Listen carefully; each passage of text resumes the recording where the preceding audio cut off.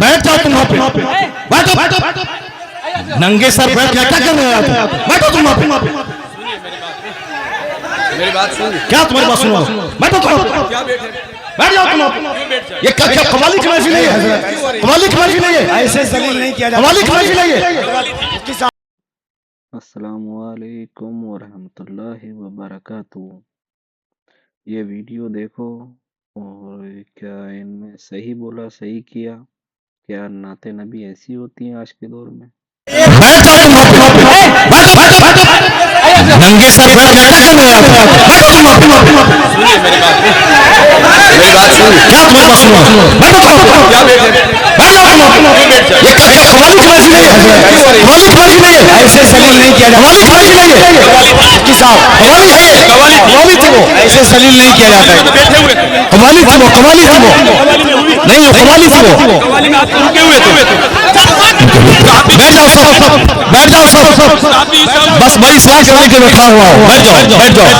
नहीं वो गलत है, जो कुछ हुआ वो गलत है, जो कुछ हुआ वो गलत है, जो कुछ हुआ वो गलत है, नहीं है। हाँ हाँ, क्या यहाँ पे नाच को सुनना चाहता है वो? नाच को सुनेगा वो, नाच को सुनेगा, नाच को सुनाओ। दीनी मजलिस में नाच कराओगे तुम? बैठ बैठ बैठ।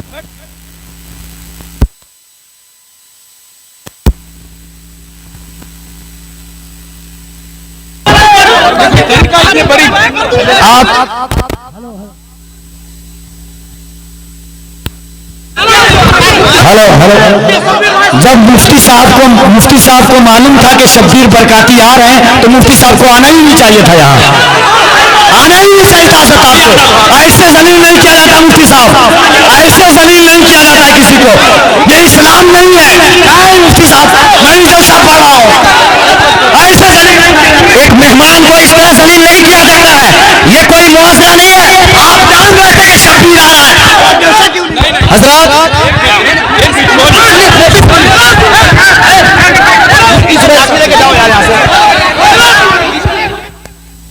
Hello hello hello hello hello hello hello, अरे बैठिए आप लोग। हेलो हेलो, चलो चलो, शांति हो जाइए, शांति हो जाइए, बैठिए बैठिए, शांति रखिए, बस बस बैठिए, आप लोग बैठिए, शांति बनाइए, आप लोग पहले शांति बनाइए। हेलो हेलो हेलो, माइक आप लोगों के बीच अल्लामा तौसीफ रज़ा साहब स्टेज पे हैं, कम से कम इस बात का ख्याल रखिए। तौसीफ मिलत आ चुके हैं। नारे तकबीर, नारे रिसालत, आमद हुजूर तौसीफ मिलत, आमद हुजूर तौसीफ मिलत, नबी रेहान हज़रत, शहजादे हुजूर रेहान मिलत। इश्क मोहब्बत जो कुछ हुआ हम इससे बरी हैं। कल मत कहना कि मौलाना शहरियार बैठे हुए थे उनके सामने मुजरा हुआ। ये क्या चीज है?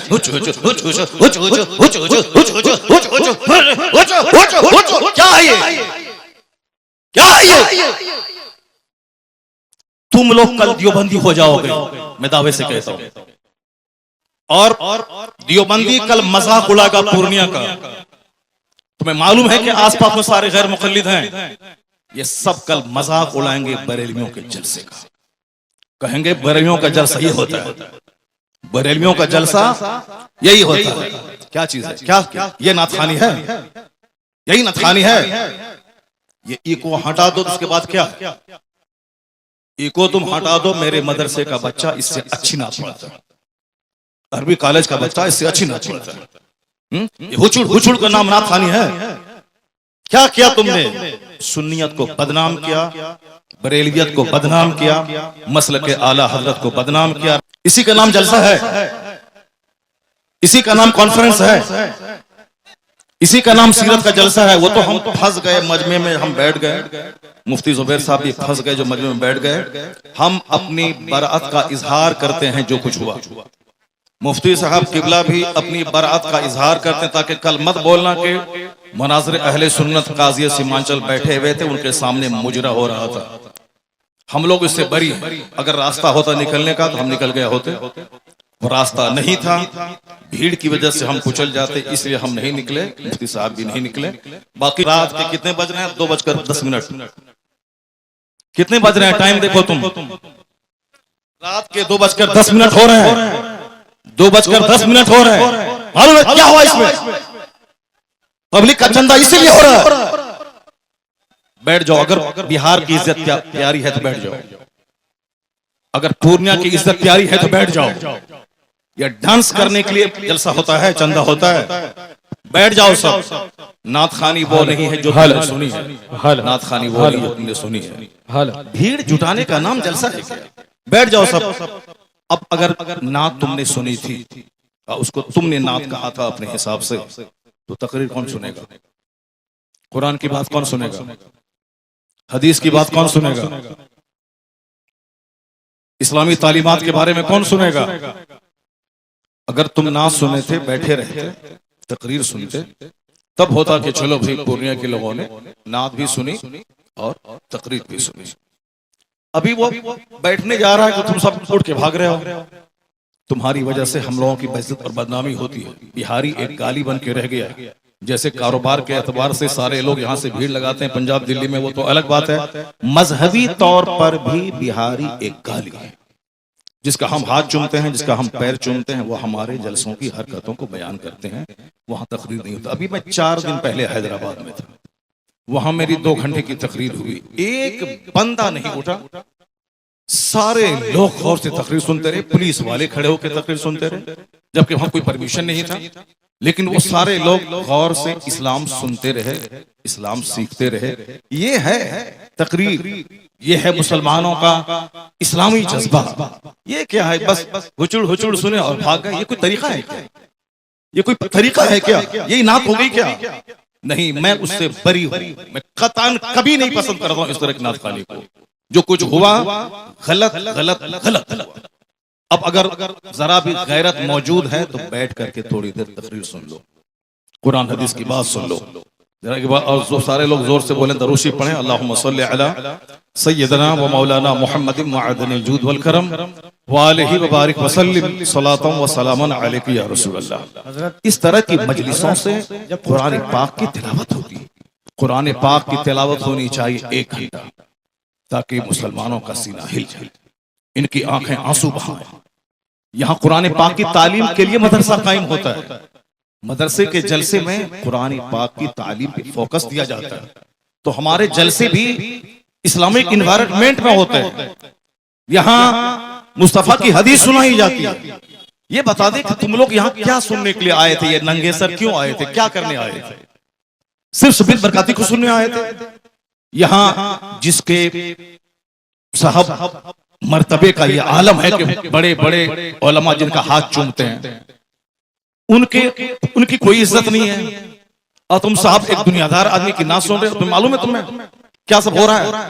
तकरीर सुनो, हदीस सुनो और अपने स्टेट और अपने डिस्ट्रिक्ट को बदनाम मत करो। ये जलसा है, कव्वाली की महफिल नहीं है। यहाँ कुरान पाक की तिलावत होती है। आधा घंटा तक कुरान पाक की तिलावत होनी चाहिए। सरकार दो जहां सलाम की हदीस पाक की रिवायत होनी चाहिए। इस्लामी तारीख बयान करनी चाहिए। अब जलसा शुरू हो रहा है, यहाँ से गौर से सुनो। अल्लाह तबारक व तआला हमको और आपको सारे मुसलमानों को जलसे की कद्र करने की तौफीक अता फरमाए। जरा एक बार जोर से बोलो सुभान अल्लाह। हाथ उठा के बोलो ला इलाहा इल्लल्लाह मुहम्मदुर रसूलुल्लाह सल्लल्लाहु अलैहि वसल्लम। कुंतुम खैरा उम्मतिन उखरिजत लिन्नास तअमुरूना बिल मारूफ व तनहौना अनिल मुनकर। तुम बेहतरीन उम्मत हो, तुम बेहतरीन उम्मत हो जो लोगों की तरफ भेजे गए हो। और तुम्हारी ड्यूटी है नेक राह पे चलना, नेकी का पैगाम देना, और तुम्हारी ड्यूटी है बुराइयों से रोकना। ज़कात, आपकी खैरात, आपके सदकात का क्या हमने इस्तेमाल किया? वो इसीलिए है साहब, नाते पाक पढ़ना इसीलिए है ताकि हमें मुस्तफा से मोहब्बत है। वरना सिर्फ नाते पाक पढ़ना ही हमारी गर्ज़ो क़ायस नहीं है। हमारा मकसद हयात है अल्लाह की इबादत करना। अल्लाह की इबादतों में क़यामत के दिन ये सवाल ही नहीं होगा कि तुमने नात पढ़ी या नहीं पढ़ी। सबसे पहला सवाल होगा, हुजूर फरमाते हैं इन्ना अव्वल मा युहासबु बिहिल अब्द यौमल क़यामति सलात। क़यामत के दिन सबसे पहला सवाल नमाज का होगा। फातिहा अच्छी चीज है, मगर नमाज उससे बड़ी चीज है। जलसा जुलूस अच्छा काम है, मगर नमाज पढ़ना उससे सबसे बड़ा काम है। मज़ारात की हाजिरी अच्छा काम है, मगर उससे बड़ा काम है नमाज पढ़ना। सरकार आला हजरत का जो मसलक है वो मसलक यही है कि हाँ, नफ्ल को नफ्ल का दर्जा दिया जाए, फर्ज को फर्ज का दर्जा दिया जाए, वाजिब को वाजिब का दर्जा दिया जाए। ऐसा नहीं कि नफ्ल को फर्ज बना दिया जाए, ऐसा नहीं कि साहब जो गैर जरूरी है उसको जरूरी का दर्जा दे दिया जाए। मसले के आला हजरत यही है कि फातिहा नफ्ल है, नफ्ल की हैसियत हो, जुलूस नफ्ल है, जुलूस मोहम्मदी की नफ्ल की हैसियत रहे, और मज़ारात की हाजिरी नफ्ल है, उसकी हैसियत नफ्ल ऑप्शनल की होनी चाहिए। सबसे पहला जो फर्ज आजम है वो नमाज है, फर्ज आजम नमाज है। दूसरा सबसे बड़ा फर्ज व रोजा है। एक फर्ज आजम ज़कात है, एक फर्ज हज है। ये बेसिक चीजें हैं। कयामत के दिन सवाल नमाज का होगा, कयामत के दिन सवाल रोजे का होगा, कयामत के दिन सवाल हज का होगा, कयामत के दिन सवाल ज़कात का होगा, कयामत के दिन सवाल अखलाक का होगा, कयामत के दिन सवाल फराइज़ व वाजिबात का होगा। नवाफिल का सवाल नहीं होगा। अगर नवाफिल फर्ज के साथ मिल जाएं तो फिर उसका दर्जा और बुलंद हो जाएगा। लेकिन फर्ज को छोड़कर नफल बेवजन है, फर्ज को छोड़कर नफल खसो खाशाक की तरह है। तो जो कहता है कि फातिहा हराम है वो मिसगाइड है, जो कहता है कि जुलूस मोहम्मदी हराम है वो गुमराह है, जो कहता है कि औलिया सालिहीन के आस्ताने पे जाना जरूरी नहीं है, फर्ज वाजिब नहीं है, वह जाना गुनाह है, नाजायज है, वो भी गुमराह है। और जो ये कहता है कि सिर्फ नमाज पढ़ें, दरगाहों पे जाना नहीं, वो भी मिसगाइड है। और जो ये कहता हो कि सिर्फ फातिहा पढ़ें, नमाज जरूरी नहीं है, सिर्फ जलसा करें, नमाज जरूरी नहीं है, सिर्फ नात पढ़ें, नमाज जरूरी नहीं है, सिर्फ साहब कव्वाली करें, नमाज जरूरी नहीं है, वो भी मिसगाइड है। बीच का रास्ता है मसलके एतदाल और मसलके आला हजरत के पहले फर्ज अदा होगा, फिर नफ्ल अदा होगा। यहाँ नमाज भी अदा होगी, नियाज भी अदा की जाएगी, नमाज भी पढ़ी जाएगी, मज़ारात पे हाजिरी भी होगी, नमाज भी पढ़ी जाएगी, जुलूस मोहम्मदी भी निकाला जाएगा। ये फर्ज और नफ्ल या दोनों मिलकर सीधा रास्ता जन्नतुल फिरदौस लेके जाएगा। नारे तकबीर, नारे रिसालत, यही मसलक के आला हजरत, इसी का नाम मसलक के अहले सुन्नत व जमात है। कल कोई बदअकीदा ये नहीं बोले कि इतने रुपए बड़ा जलसा हुआ, नमाज की बात नहीं हुई। मैं नमाज की वकालत करता हूं कि नमाज के बगैर जलसा बेवजन है, नमाज के बगैर फातिहा बेवजन है, नमाज के बगैर साहब जुलूस मोहम्मदी बेवजन है। इसलिए कि कोई नफल कबूल नहीं होता। आला हजरत ने लिखा है जब तक के फर्ज न अदा हो। 1 करोड़ रुपए की मस्जिद कोई तामीर करे ये नफल है, और ज़कात का 100 रुपया अगर किसी पे फर्ज है तो वह फर्ज है। आला हजरत फाज़िल बरेलवी लिखते हैं कि जब तक वह ज़कात अदा नहीं होगी कोई नफल खैरात काबिल कबूल नहीं होगा। इसका मतलब यह निकला कि जलसा नहीं होगा, ऐसा नहीं, जलसा भी होगा, नमाज पहले होगी, जलसा बाद में होगा, नमाज पहले होगी, फातिहा बाद में होगी, नमाज पहले होगी, नात बाद में पढ़ी जाएगी। आला हजरत से किसी ने पूछा था, हुजूर रमजान में तरावी की नमाज सुनाता हूँ, पढ़ाता हूँ, तरावी पढ़ाता हूँ, रमजान में रोजे रखता हूँ, कुरान शरीफ की तिलावत करनी पड़ती है, क्या मैं रोजा छोड़ सकता हूँ? आला हजरत ने कितना अच्छा जवाब दिया। कहा बहुत सारे लोग हैं जो रोजा भी रखते हैं और कुरान पाक भी सुनाते हैं। अलबत्ता रही बात कि जो कुरान रोजा रख कर कुरान नहीं सुना सकता है, उसको मालूम होना चाहिए कि तरावी की नमाज फर्ज नहीं है, तरावी की नमाज वाजिब भी वित्र की तरह नहीं है, तरावी की नमाज सुन्नत मुअक्कदा है। अगर किसी ने पढ़ा तो फर्ज छोड़ने के बराबर, किसी ने नहीं पढ़ा फर्ज छोड़ने के बराबर गुनाह नहीं होगा। जमात से नमाज पढ़ना ये क्या है, मुअक्कदा अल किफाया है। अगर जमात मस्जिद में तरावी की हो गई और फिर सारे लोग अपने घर में कुछ लोग पढ़ लिए, घर में पढ़ने वाला मुजरिम नहीं होगा। लेकिन अगर जोहर की जमात छोड़ दिया वह मुजरिम होगा। कहते हैं कि जो चीज फर्ज है रोजा, उसको छोड़कर ये तरावी की बात कर रहा है। बेहतर यही है कि वह तरावी अगर नहीं सुना सकता है, अलम तरा कैफा से लेके कुल बिरब्बिन नास तक, इसको पढ़ के अपनी तरावी पढ़ ले, मगर रोजा न छोड़े, क्योंकि रोजा फर्ज है, तरावी की नमाज सुन्नत है। ये फर्ज को फर्ज समझा जाए, नफल को नफल समझा जाए, जुनून और मजनू बन के ये नहीं बताया जाए जलसे और जुलूस और अपने आलिमों की तौहीन नहीं की जाए। हमारी सबसे बड़ी विडंबना यही है कि हम लोग गैर जरूरी को जरूरी समझते हैं। अल्लाह पर विश्वास करें, अल्लाह रब्बुल इज्जत ही इज्जत देने वाला, वही बंदों को जलील करने वाला, वही मदरसों को तरक्की देने वाला, वही लोगों के दिलों में अल्लाह ही मोहब्बत डालने वाला है। बेशुमार लोगों ने बड़े बड़े जलसे किए, मदरसे में तालीम नहीं हुई, वह मदरसा उजड़ गया। मैंने मुख्तसर सी जिंदगी में इसको देखा है। लेकिन जिन लोगों ने मेहनतें की, 5 साल के बाद जलसा किया, और अगर अच्छे अच्छे आलिम, अच्छे हुफ्फाज उन्होंने दिया, उसके पास बच्चों के रखने की जगह नहीं है, इतने बच्चे हैं कि वो रख नहीं सकता है। असल क्वालिटी इल्म की है, असल क्वालिटी है आप बच्चों को अच्छी तालीम दीजिए, एजुकेशन दीजिए, न कि बहुत बड़ी भीड़ भाड़ जुटा करके और अपने मदरसे को फरोग दिए। मदरसा फरोग पाता है इल्म से।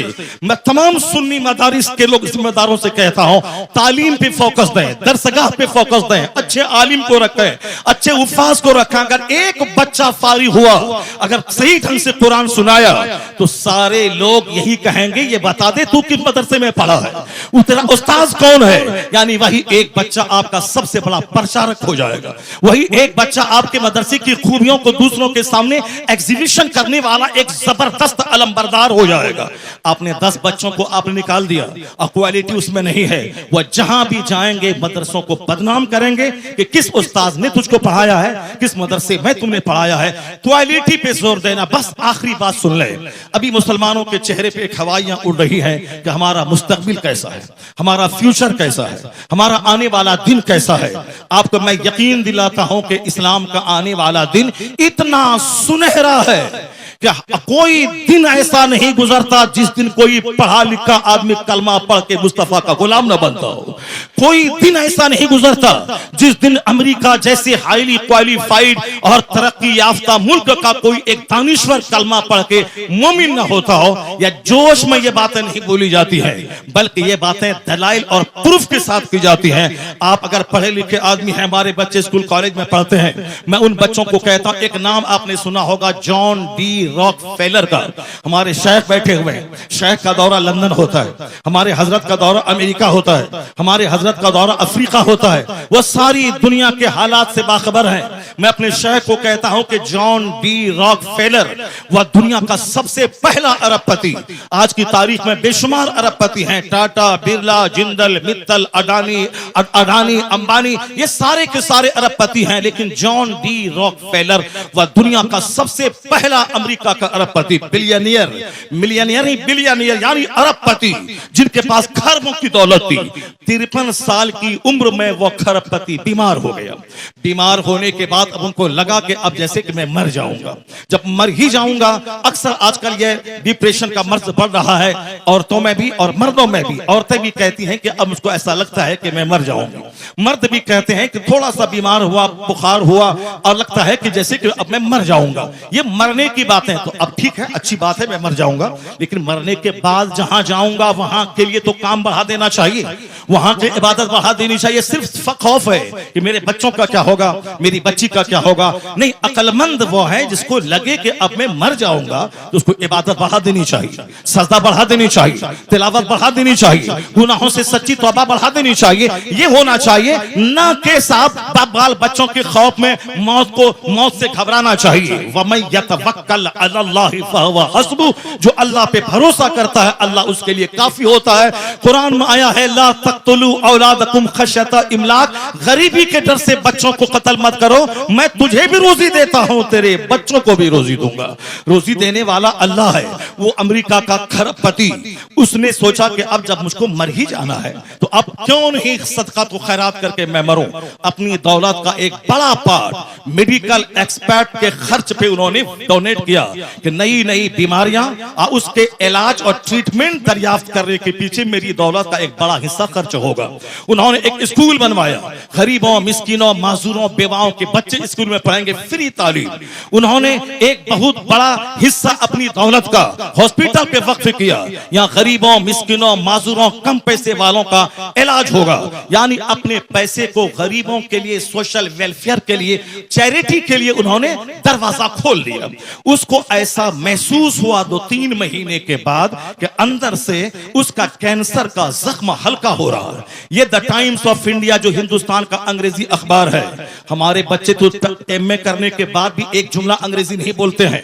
जिसको होना था डीएम वो चपरासी की भी नहीं बन पाए, जिनको होना था साइंटिस्ट वो गली कूचे का दिल फेंक आशिक बन गया।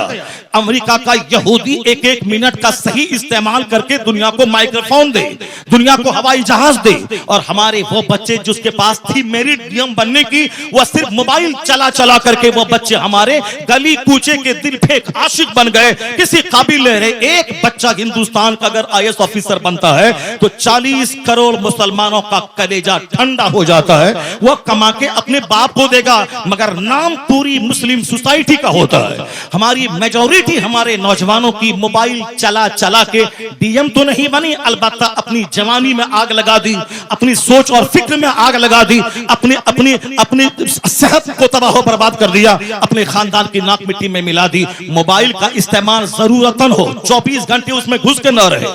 टॉयलेट का इस्तेमाल जरूरत हो, 24 घंटे टॉयलेट में घुसने वाला तबाह बर्बाद हो जाएगा, सेहत खत्म हो जाएगी।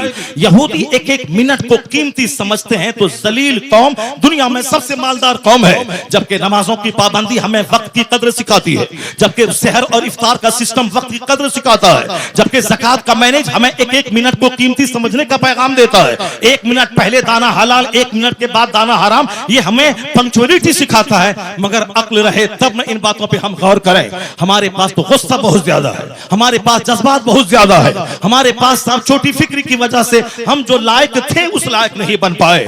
अमेरिका का खरबपति, उन्होंने दौलतों का एक बड़ा हिस्सा स्कूल पे, हॉस्पिटल पे, गरीबों के राशन के किट पे और मेडिकल एक्सपर्ट की टीम बैठा के, ताकि नई बीमारियों का इलाज खोज करने के लिए वह टीम खास रहे।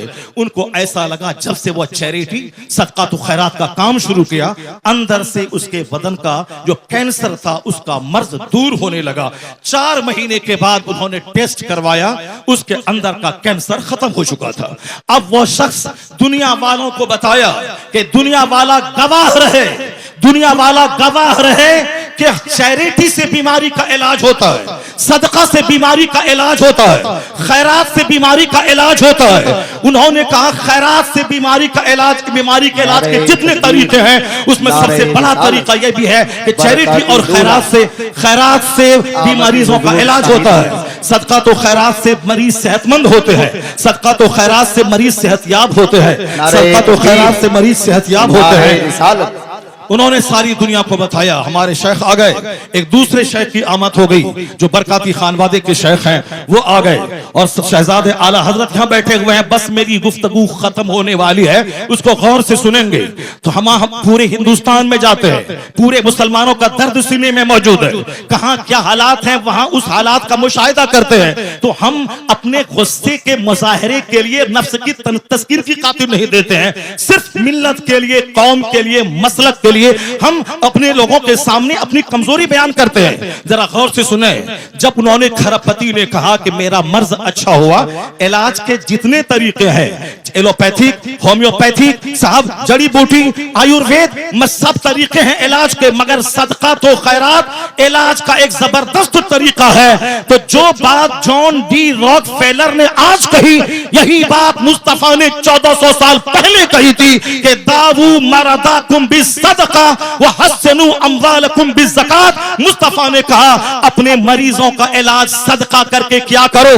तो आज 1400 साल के बाद अमेरिका का खरबपति अपने तजर्बे से दुनिया को बताया कि सदका से एक बीमार ठीक होता है। जो बात मुस्तफा ने 1400 साल पहले कही, वो अमेरिका का क्रिश्चियन जाती तजर्बे से बता दिया कि मुस्तफा का कौल सच्चा है, मुस्तफा का मजहब सच्चा है और खैरात से इलाज होता है। तो आज जैसे दानिश्वरों के बीच मुस्तफा की हदीस की सदाकत सामने आ रही है, कलमा पढ़ने वालों की तादाद में जबरदस्त इजाफा होता चला जा रहा है। इस्लाम कभी खतरे में नहीं था और आज भी खतरे में नहीं है।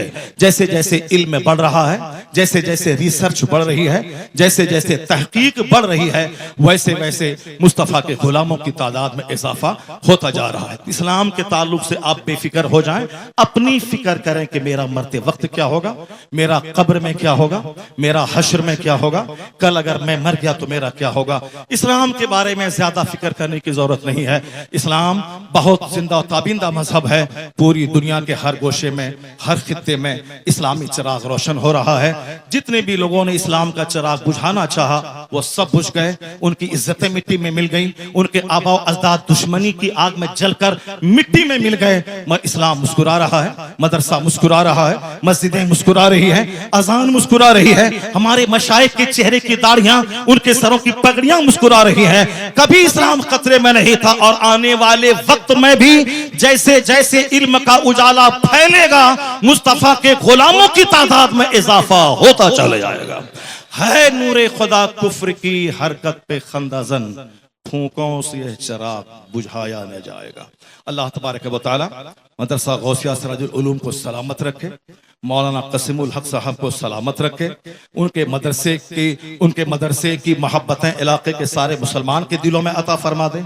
यहाँ के सारे मुंतजमीन, अरकान और तमाम पढ़ने वाले बच्चे, सारे असातिज़ा सबों को इखलास के साथ दीनी खिदमत करते रहने की तौफीक अता फरमाए। हमारे शेख को अल्लाह लंबी उम्र अता फरमा दे। अल्लाह ताला इन्हें और पूरी दुनिया में घूम घूम कर मसल के आला हजरत की धूम मचाते रहने की तौफीक अता फरमाए। आमीन। व आखिर दावाना अनिल हम्दुलिल्लाहि रब्बिल आलमीन।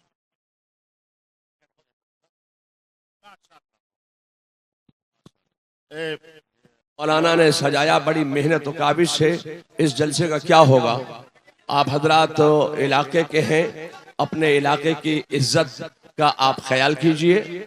और ये मामलात जो हैं पहले के और थे, अब 1 मिनट में पूरी दुनिया में बात पहुंच जाती है। इसलिए मैं आपसे गुजारिश करूंगा कि आपके इलाके के बहुत बड़े आलिम दीन मौलाना शहरयार रजा साहब बहुत बड़े आलिम दीन हैं और नात सुनना इबादत, नात लिखना इबादत, नात पढ़ना इबादत। लेकिन मुझे आप बताइए कि जब तक के उलमा की तकरीरें आप नहीं सुनेंगे तो ये कौन बताएगा कि नात सुनना इबादत है, नात पढ़ना इबादत है, नात लिखना इबादत है।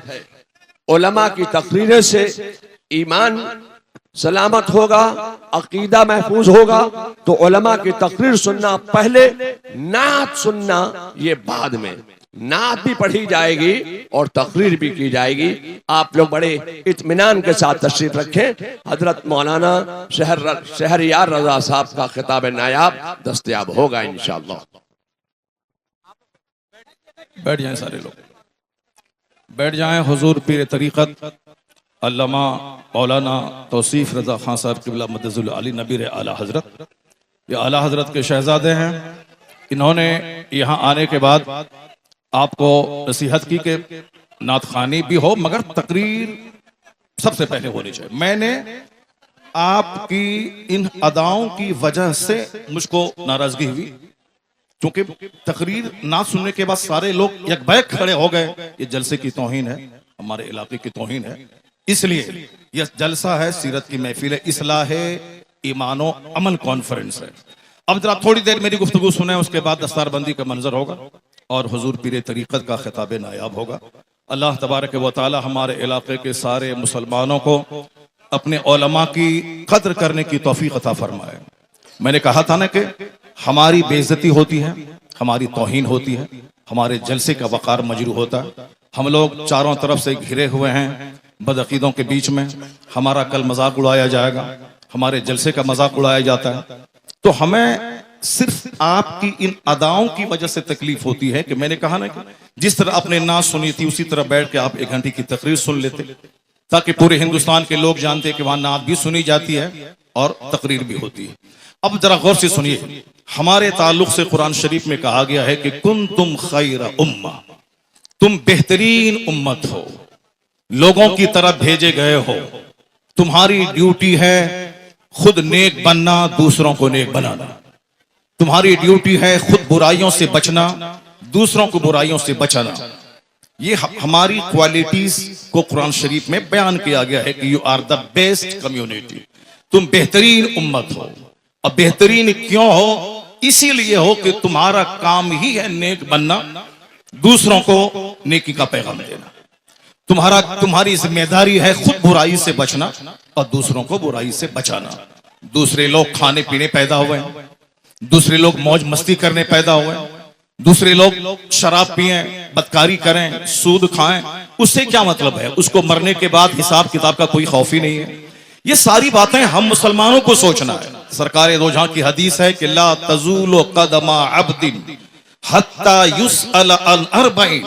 आका फरमाते हैं कि क़यामत के दिन बंदे का पांव अपनी जगह से 1 इंच नहीं हटेगा, 1 इंच नहीं हटेगा जब तक के 4 चीजों का उससे सवाल न हो जाए। जब तक के 4 चीजों का उससे सवाल न हो जाए। सबसे पहला सवाल होगा अन उमरिही फीमा अफना, यानी अपनी यह कीमती जिंदगी तुमने किस काम में गुजारी। यह तो हर मुसलमान को समझना होगा कि हम अपना बहुमूल्य जीवन सर से लेकर पांव तक महासंख्यों रुपए से ज्यादा कीमती पार्ट्स अल्लाह ने दिए। जो लोग गूंगे हैं, बात नहीं कर सकते, उनको देखने के बाद अपनी जबान की अहमियत समझें। जो लोग अंधे हैं, देख नहीं सकते, उनको देखने के बाद अपनी आंख की अहमियत समझें। जो लोग पागल हैं, समझ नहीं सकते, उनको देखने के बाद अपनी अक्ल की अहमियत समझें। जिसके पास हाथ नहीं है वह लूल्हे को देखकर अपने हाथ की अहमियत समझें। जो लोग लंगड़े हैं, जो चल नहीं सकते, उनको देखने के बाद अपने पांव की अहमियत समझें। जो अरबों में खेलने वाले 2 रोटी खा के पचा नहीं सकते, उनको देखकर 10 रोटी खाने के बाद पचाने की जो मशीन अल्लाह ने पेट की शक्ल में दी है, उसका महत्व समझें। हुजूर फरमाते हैं कयामत के दिन इन सारी नेमतों के बारे में सवाल होगा। तुमने अपने पांव का कैसा इस्तेमाल किया, तुमने अपनी जबान का कैसा इस्तेमाल किया, तुमने अपने हाथ का कैसा इस्तेमाल किया, तुमने अपनी आंख का कैसा इस्तेमाल किया। सारी जिंदगी के बारे में सवाल होगा। नाच तमाशे में जिंदगी गुजारी या कुरान की तिलावत में गुजारी? तुमने सिर्फ वक्ती लज्जत की खातिर तुमने इंजॉय किया या तुमने रात में तहज्जुद के वक्त उठ के अल्लाह के खौफ से आंसू बहाया? ये सवाल होगा सारी नेमतों के बारे में। यह कीमती जिंदगी किस काम में गुजारी?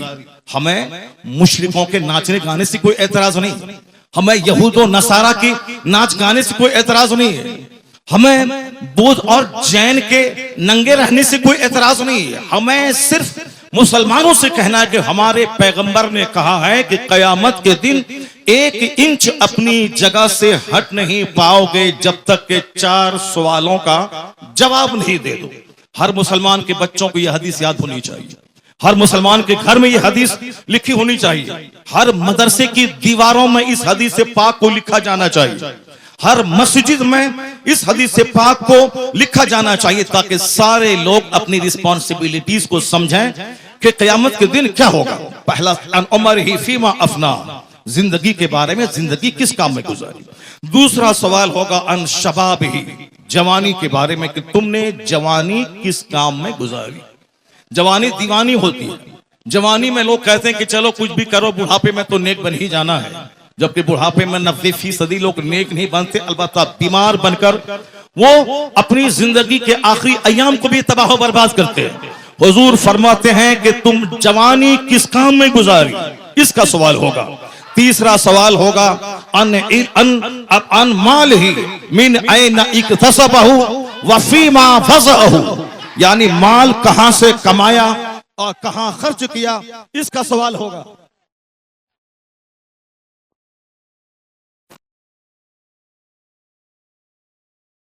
चलो।